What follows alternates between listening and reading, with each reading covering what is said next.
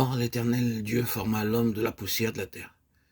Il fit pénétrer dans ses narines un souffle de vie, et l'homme devint une âme vivante. Genèse 2:7. En revenant à ce qui nous est dit dans Genèse 2:7 au sujet de la constitution de l'homme, nous aimerions rappeler ce qui a été dit au sujet de la progression dans la révélation, car nous trouvons ici un exemple précis de choses qui ne sont que sous forme de germes à la première référence qui en est faite, et qui ont besoin du reflet d'une lumière plus entière et qui devra suivre. Nous ne pouvons pas dire que ce passage soit une affirmation positive, il contient plutôt une implication. Les Écritures expliqueront ensuite ce qui n'était que sous forme d'implication. Il faut remarquer que nous ne parlons pas de ce qui est dit de l'homme dans Genèse 1:26, et qui décrit plutôt l'intention de Dieu pour lui, que ce qu'il était en réalité, c'est-à-dire sa place et sa tâche, plus que son être. Voici Genèse 2:7. Alors l'Éternel Dieu forma l'homme de la poussière de la terre. Il fit pénétrer dans ses narines un souffle de vie, et l'homme devint une âme vivante. Au premier abord, ce passage semble contredire tout ce que nous venons de dire, et appuyer la thèse de la dualité de l'homme, un être formé de deux parties. Si nous nous reportons à la citation exacte que l'apôtre Paul fait de ce passage dans 1 Corinthiens 15:45, nous verrons qu'il est employé pour décrire la différence qui existe entre le premier Adam et le dernier Adam. Le premier homme Adam a été fait âme vivante. Le dernier Adam est esprit vivifiant.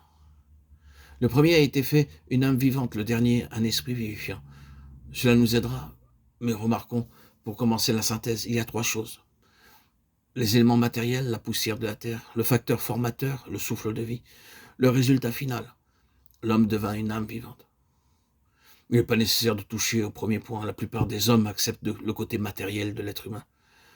Adam de Adama signifie de la terre. Ce mot renferme aussi un élément de couleur, terre rouge. Le second point nous amène immédiatement à notre objet présent.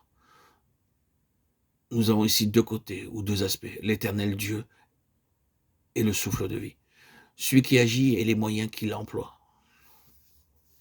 Il ne faut pas confondre création et émanation. Lorsque la partie animale de l'homme est en vue, il ne nous est rien dit qui supporterait l'idée qu'il y aurait une unité de la nature entre ce qui a été créé et le Créateur. Mais lorsque nous considérons cette partie de l'être humain dans laquelle il est à l'image et à la ressemblance de Dieu, nous avons une nature plus haute, et celle-ci est communiquée et non créée. La méthode est différente. L'esprit de l'homme n'est pas un acte de création. Nous avons là plutôt la nature de la procréation, de l'engendrement. Ce souffle de vie n'est pas l'âme de l'homme, c'est son esprit. Nous verrons plus loin que ce n'est pas simplement un élément abstrait et simplement initiateur qui marque la différence entre l'homme, organisme vivant, et la matière inanimée, mais quelque chose qui, venant de Dieu, est un organe ou une faculté aussi bien qu'une fonction. Selon l'enseignement général des Écritures, nous comprenons que ce fut le Saint-Esprit, l'esprit de vie, qui souffla dans l'homme, et par ce souffle, fit de lui non seulement un être animé, mis en lui, non seulement le corps, âme, la vie psychophysiologique, mais forma le lien avec Dieu, pour l'accomplissement des desseins suprêmes de Dieu. Nous avons dans Zacharie 12:2 cette phrase. L'Éternel a formé l'esprit de l'homme au-dedans de lui. Le mot formé vient du mot hébreu yatsar, qui signifie mouler, pour donner une forme. Dieu a formé le corps de l'homme de la poussière de la terre. Il a aussi formé l'esprit de l'homme en lui. Il faut qu'un lui ait existé là, tout d'abord. Il faut nous rappeler ici les mots de Hébreux 12:9.